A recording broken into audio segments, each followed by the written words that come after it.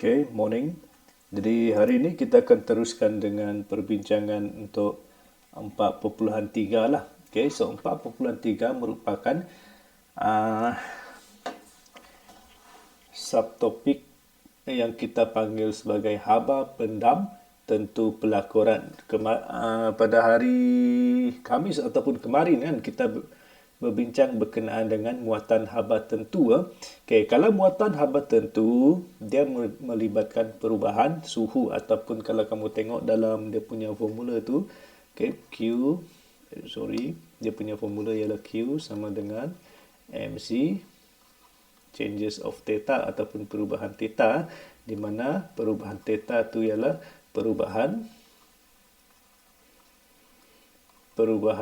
suhu. Jadi kalau dia melibatkan perubahan suhu, kita gunakan muatan haba tentu dan inilah formula haba yang kita belajarlah, Q sama dengan MC theta. Okay? Jadi kalau dia melibatkan perubahan, kadang-kadang haba yang dibekalkan bukan sahaja dia mengubah suhu sesuatu objek ataupun sesuatu cecair ke apa ke. Okay, kadang-kadang dia boleh merubahkan keadaan jirim dia. Contohnya daripada keadaan pepejal dia ubah kepada keadaan cecair ataupun perubahan fasa. Jadi kalau dia ada perubahan fasa, haba yang dibekalkan dipanggil sebagai haba pendam. Okey, haba pendam. Apa itu haba pendam? Apa itu muatan haba pendam? Okey, haba pendam tentu pelakuran, haba pendam tentu penguapan. Jadi kita lihat proses perubahan jirim. Kita tahu keadaan jirim ada 3, iaitu daripada pepejal kepada cecair, lepas tu kepada gas. Kalau perubahan fasa di antara cecair dan pepejal, proses ini sama ada daripada pepejal ke cecair ataupun cecair kepada pepejal, ada nama dia kan. Okay, nama yang kita panggil ialah daripada pepejal ke cecair kita panggil sebagai peleburan. Okay, ada di sinilah kamu boleh rujuk dalam buku teks. Peleburan daripada cecair kepada pepejal ialah pembekuan. Semua ini kita sudah belajar lah. Cuma kalau daripada pepejal kepada cecair, ais kepada air, okay, dia serap sebab dia dipanaskan. Kan manakala kalau daripada cecair masuk ke dalam freezer dia menjadi ais, itu bermaksud haba dibebaskan.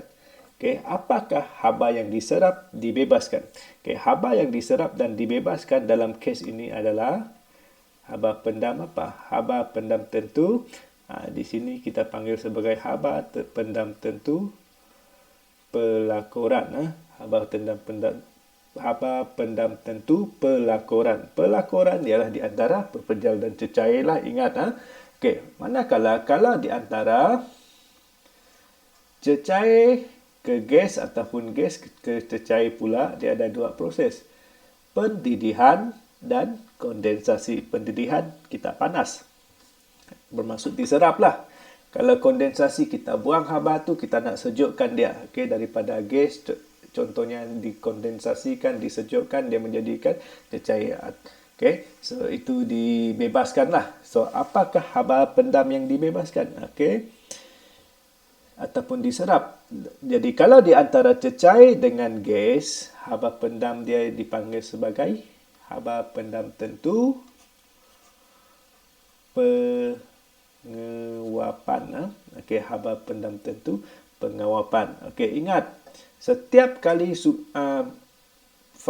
perubahan fasa ni, contohnya daripada cecair kepada pepejal, daripada gas kepada cecair, dia berlaku tanpa perubahan suhu. Bermaksud dia mesti berlaku pada suhu yang tetap. Contohnya kan, kalau untuk air ataupun H2O. Okay? Okay? Untuk dua proses ini, pada suhu berapa dia berlaku? Dia berlaku pada suhu 0 darjah Celsius kan. Manakala untuk penguapan ataupun kondensasi itu, dia berlaku kadang-kadang dia berlaku pada suhu, contohnya pendidihan ini, dia berlaku pada suhu 100 darjah Celsius. Okay? Ingat, perubahan fasa berlaku tanpa ada perubahan suhu, bermaksud dia berlaku pada suhu yang tetap. Okay. So, itu ialah introduction dia. Bila dia bebas, bila dia serap, okay? Haba yang dibebas dan diserap tu apabila perubahan fasa kita panggil sebagai haba pendam. Okay. Jadi, kita belajar seterusnya ialah haba pendam tentu. Apa itu haba pendam tentu? Okay. Haba pendam tentu ialah kuantiti haba yang diperlukan untuk mengubah keadaan jirim. Okay. Haba pendam tentu di sini ya. Okay. Haba pendam tentu bagi suatu bahan ialah haba pendam tentu bagi suatu bahan ialah kuantiti haba yang diserap, sama ada diserap ataupun dibebaskan semasa perubahan fasa bagi 1 kilogram bahan tersebut tanpa ada syarat khas dia, tanpa perubahan suhu. Kalau perkataan tentu spesifik bermaksud dia nak 1 kilogram lah. Cikgu ulang balik apa itu haba pendam tentu. Haba pendam tentu ialah kuantiti haba yang diserap ataupun dibebaskan semasa perubahan fasa 1 kilogram bahan tanpa perubahan suhu. Okey, apa formula dia? Formula dia, ingat ini formula dia. Jadi kalau kamu lengkapkan dalam modul, kamu jangan hafal L lah, kamu boleh hafal macam ni saja. Okey, kamu hafal sebagai ni. Q sama dengan ML. Kita hafal dia sebagai satu formula, one list of heat formula. Yang pertama kemarin kita belajar MC theta kan. Hari ini kita belajar lagi Q sama dengan ML, di mana M sama dengan GC, Q ialah haba, L apa unit L? Unit dia adalah joule per kilogram. Okey, L ialah muatan haba pendam tentu lah. Haba pendam tentu tu pun kamu perlu lihat sama ada haba pendam tentu pelakoran ataupun haba pendam tentu penguapan. Okey, L ialah haba pendam tentu. So ini formula dia. Jadi kalau nak hafal, cikgu lebih prefer kamu hafal dalam bentuk Q lah. Q ada satu lagi formula kelas, kamu boleh tulis dia. Q sama dengan PT. Ini ialah haba yang dibekalkan apabila pemanas elektrik digunakan. Ini ialah kuasa alat tersebut. T ialah masa dalam saat, ini ialah dalam watt. Jadi kalau diberi satu heater kan, heater elektrik, dia nak suruh kamu kira berapakah haba yang dibekalkan oleh heater elektrik tu yang digunakan selama 60 ataupun 5 minit. Jadi kamu kira guna ni lah, Q sama dengan PT. Jadi kita sekarang sudah belajar 3 formula haba. Q sama dengan PT, Q sama dengan MC theta yang kita belajar kemarin, dan satu lagi ialah Q sama dengan ML yang kita belajar hari ini. Okay, so ingat formula itu kamu boleh catat dalam modul kamu. Okay, untuk hari ini kita belajar Q sama dengan ML lah, iaitu perubahan fasa. Okay, seperti yang cikgu mention tadi, dia ada 2 jenis, iaitu muatan haba tentu pelakoran. Haba pendam tentu pelakoran. Yang kedua ialah haba pendam tentu penguapan. Pelakoran bermaksud semasa pembekuan ataupun peleburan. Peleburan ialah daripada daripada ais kepada cecair. Pembekuan ialah daripada cecair kepada ais. Okey, kamu boleh tengok tarifan dia lah. Kalau penguapan pula ialah kondensasi ataupun pendidihan. 2 proses ini. Okey, ingat penggunaan dia. Pelakoran bila kita guna. Okey, penguapan bila kita guna. Okey. Jadi kita lihat graf pemanasan. Jadi cikgu rasa kalau tak silap kamu awal tahun, start tahun lah, sama ada cikgu kimia kamu sempat ke tidak buat eksperimen naftalina, pemanasan naftalina tu. Okay, kita pertama sekali kamu akan belajar graf pemanasan. Okay, apabila kita panaskan sesuatu benda yang dalam bentuk keadaan pepejal, contohnya dalam subjek kimia kamu panaskan naftalina, satu bahan yang kita panggil sebagai naftalina. Ais pun bolehlah. Kalau kita panaskan dia, apa yang berlaku? Okay. Apabila kamu panaskan, contohnya ais di sini ya. Ais mula dengan, let's say, negatif 30 darjah Celsius. Negatif. Apabila kita panaskan ais tu, dia tak automatik terus jadi air. Apa yang berlaku ialah dia akan serap dulu haba tu kan. Dia akan serap sehinggalah ke paras kosong. So, sepanjang haba ini diserap, okay, apa yang berlaku? Kenapa suhu dia meningkat? Okay? Kalau kamu tengok graf tu, kalau suhu dia meningkat, bermaksud tenaga kinetik molekul meningkat. Faham? Cikgu ulang balik. Kalau suhu meningkat menandakan bahawa haba yang diserap digunakan untuk meningkatkan tenaga kinetik molekul. Okay, sebab itu kalau tenaga kinetik molekul ais tu dia meningkat, sebab itu suhu dia meningkatlah, sebab suhu ada kaitan dengan tenaga kinetik molekul. Ingat tu, benda ni penting tu untuk menjawab soalan subjektif. So you boleh catatlah. Okay. So, apabila suhu dia sudah meningkat, tenaga kinetik dia meningkat sampai satu tahap, dia akan berlaku perubahan fasa kan. Kalau perubahan fasa berlaku, okay, kenapa suhu dia kekal pada 0 darjah Celsius ataupun kekal pada satu suhu yang tetap, tidak berubah-ubah. Sedangkan haba diserap kan, haba diserap sepatutnya tenaga kinetik semakin meningkat. Tetapi kenapa dia tak meningkat tenaga kinetik dia? Yang ini tenaga kinetik tidak meningkat sebab itu suhu dia sama. Tenaga kinetik tidak meningkat sebab haba yang diserap digunakan untuk apa? Okey, kamu tengoklah proses ini. Haba yang diserap digunakan untuk haba apa tadi? Haba pendam tentu. Pelakuran yang diserap digunakan untuk melemahkan ikatan-ikatan ataupun memutuskan ikatan-ikatan molekul pepejal tersebut. So, apa ikatan molekul tu? Dalam kimia kamu belajar kan, ikatan apa? Van der Waals kah? Okay. Correct me if I'm wrong. So, boleh rujuk kepada cikgu kimia kamu lah. So, ikatan haba yang diserap, cikgu ulang balik, di proses ini haba yang diserap digunakan untuk memutuskan ataupun melemahkan ikatan molekul-molekul pepejal.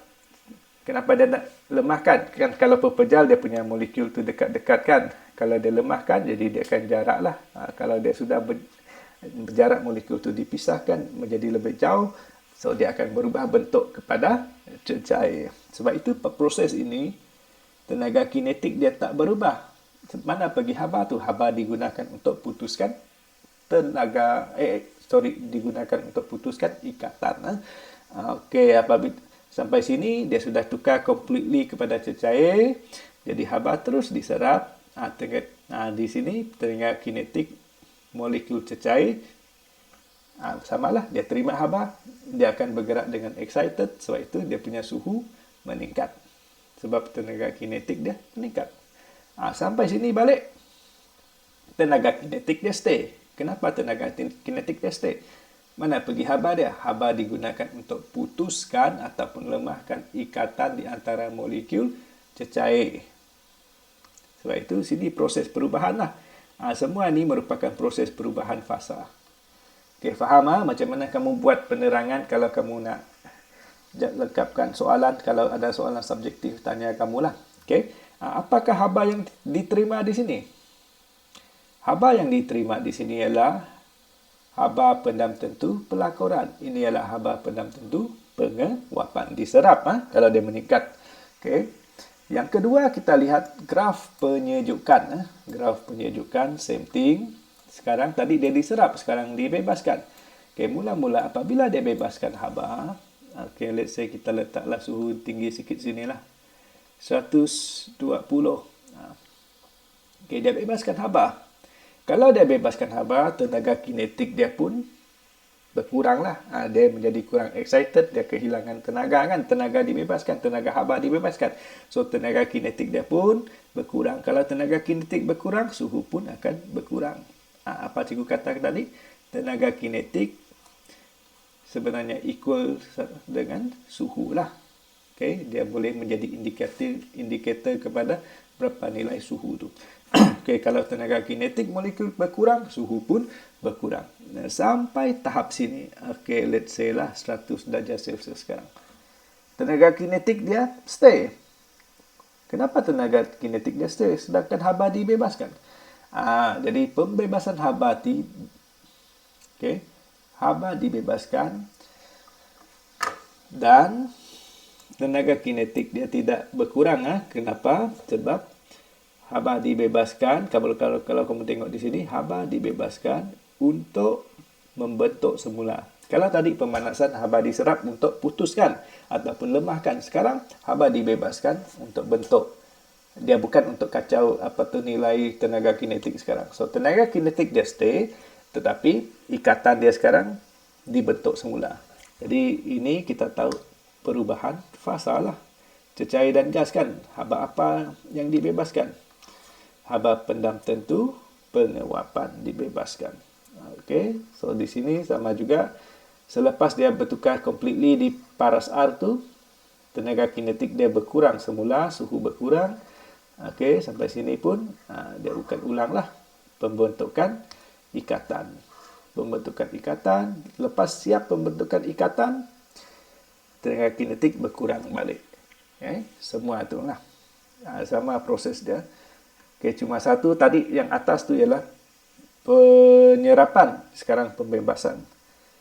Jenis-jenis yang dibebaskan dan diserapkan samalah. Kalau gas, cecair inilah penguapan, cecair dan pepejal ialah pelakuran. Okey, so sebelum kita teruskan, kita cuba apply macam mana nak kira dia.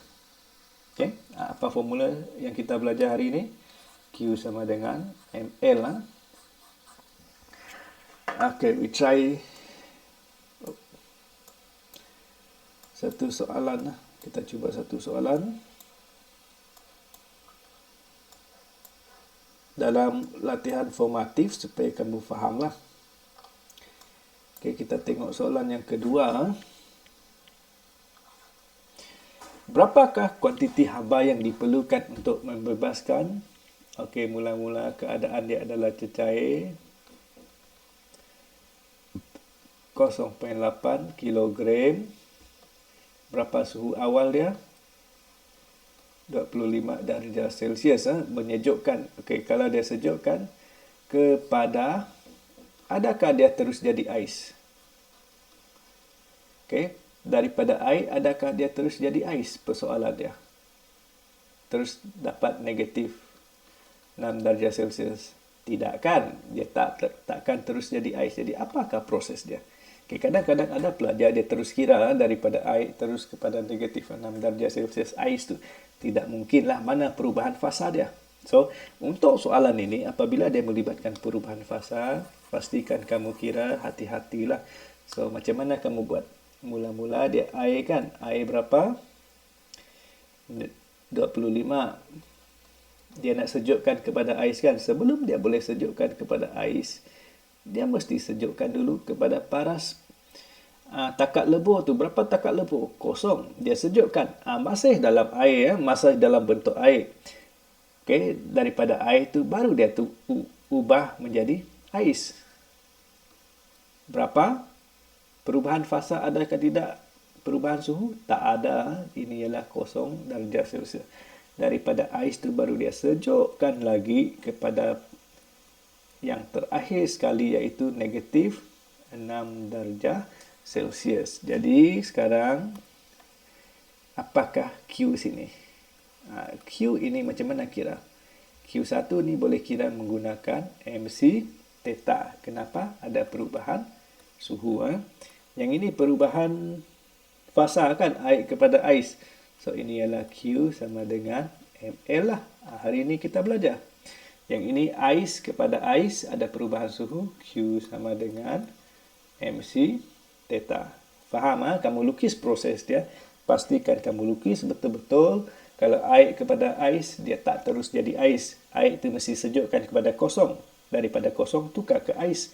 Ais yang 0 darjah tu sejukkan lagi kepada negatif 6. Baru betul lah proses dia. So lukis betul-betul lah. Jadi berapakah jumlah haba yang sudah dibebaskan? So bermaksud jumlah haba yang dibebaskan Q sama dengan, mungkin kamu boleh label 1, 2, 3.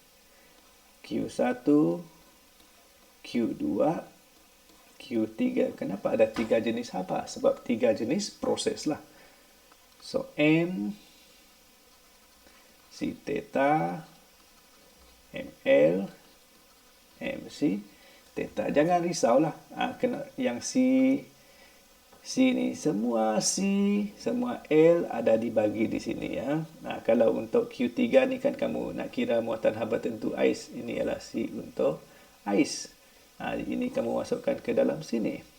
C untuk air masukkan ke dalam Q1. Muatan haba tentu pelakuran L tu di sini. So kamu kiralah. Okey, kira semua tu. M tu tak berubah. Katakan dia 0.8 air jadi ais nanti pun masih 0.8. Tak perlu ubah dia punya jisim itulah. Nanti kamu kira habis jawapan dalam bentuk joule. Okey, so itu ialah contoh pengiraan lah. Okey, masukkan komponen yang betul lah. C dengan L dia tak perlu hafal. Setiap kali soalan beri, dia akan bagi maklumat yang sesuai lah. Okey. So itu ialah contoh pengiraan. Next one ialah kita tengok aplikasi ya. Sebelum itu dia ada bagilah. Ada bagi contoh ais ni, apabila ais melebur, molekul ais menyerap haba pendam tentu pelakuran. Mendidih, molekul-molekul air menyerap muatan haba penguapan. Haba pendam tentu penguapan. Kalau kondensasi daripada uap menjadi air, kan contohnya di tudung periuk kamu tu, molekul-molekul uap membebaskan haba pendam penguapan. Sini ada summary dia lah. Kamu tengok contoh-contoh dia. Proses-proses ni. Okey. Bila dia serap, bila dia bebas. Apa nama yang haba yang diserap? Apa nama haba pendam yang diserap? Penguapan ke? Pelakuran ke? Okey. So, kamu boleh rujuk summary tu lah. Okey, kita tengok aplikasi dia. Aplikasi yang biasa ada di rumah kamu, peti sejuk lah. Okey, peti sejuk. Peti sejuk menggunakan cecair ejen penyejuk yang dinamakan sebagai freon. Dia punya gas tu, gas freon. Okey, kita tengok proses demi proses. Di bawah sekali peti sejuk tu yang ada bunyi tu, kalau kamu buka tutup peti sejuk tu, tiba-tiba dia ada bunyi running tu, bermaksud itu pemampat dia sedang memainkan peranan lah. Pemampat dalam kereta pun ada, dia dipanggil sebagai kompresor.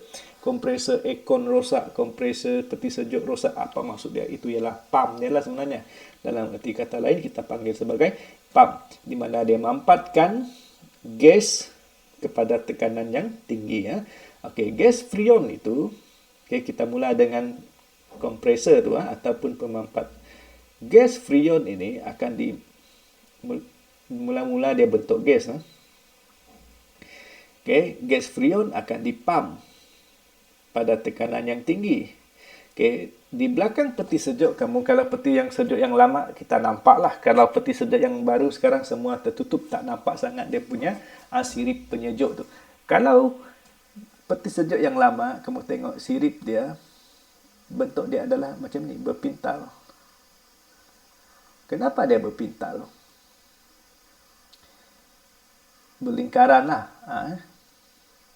Lepas tu baru dia masuk ke dalam ruangan freezer tu. Dan dia ada sirip besi-besi di sini. Kenapa? Sebenarnya kenapa dia berpintal? Sebab dia berpintal ataupun berlingkaran supaya boleh menambahkan luas permukaan. Kalau dia menambahkan luas permukaan, haba senang terbebaslah. Okey. Apabila sirip gas tu masuk kepada sirip ataupun kondenser ni, bahagian kondenser, okey, haba akan dibebaskan. Okey, haba apa yang dibebaskan? Haba pendam tentu penguapan. Haba pendam tentu penguapan dibebaskan. Jadi gas tadi kan, kalau dia bebaskan haba, dia menjadi sejuk. Kalau dia menjadi sejuk, sekarang proses apa? Kondensasi kan. Selepas melalui kondenser ni, haba akan dibebaskan, haba pendam tentu penguapan dibebaskan. So sini dia menjadi cecair. Di sini dia menjadi cecair. masuk kepada ruangan freezer kamu tu, di mana corong udara dalam freezer tu, dalam peti sejuk ada corong udara dia untuk mengepapkan gas sejuk tu. Okey, sampai sini. Okey. Cecair tadi tu dia akan sejat. Apabila dia sejat, dia seraplah. Dalam sini contohnya mula-mula 30 darjah Celsius lah. Apabila kamu beli peti sejuk yang baru, dalam dia mungkin masih panas. Apabila kamu turn on kan, so gas-gas ini tadi, cecair ini tadi, dia serap. Semua haba-haba yang ada di sini dia serap. Apabila dia serap, dia akan tersejat kan. Cecair ini akan tersejat. Dia keluar daripada kompartmen ini, dia akan menjadi gas semula. Jadi apabila dia sejat haba pendam tu, apa yang berlaku di dalam tu? Apabila dia sejat, of course lah, dia akan menjadi cooling down lah. Ruangan di dalam peti sejuk kamu akan sejuk sebab haba tadi sudah diserap oleh gas tu. Gas tadi yang sudah tersejat tu dia akan turun balik kepada pemampat untuk dipam balik ke kondenser. Jadi proses dia ulang-ulang. Okey. Kenapa dia boleh sejuk? Kamu boleh bacalah. Okey, sebab dia menyerap haba tu. Fungsi gas tu ialah dia serap haba yang panas yang dalam peti sejuk kamu untuk menyejukkan dia. Okey. So, itu ialah contoh aplikasi muatan haba tentu. Selain itu, kenapa kita berpeluh? Itu pun kamu boleh buat pembacaan lanjutan lah. Okay? Banyak pembacaan lanjutan yang kamu boleh Google sendiri. Ya. Okay, so itu saja untuk hari ini. Lengkapkan modul kamu. So, minggu depan kita masuk kepada hukum-hukum gas. Lepas ataupun kita boleh adakan perbincangan lah. Bergantunglah. So, cikgu akan maklumkan kemudian lah. So, itu saja pembincangan kita untuk hari ini. Selamat belajar.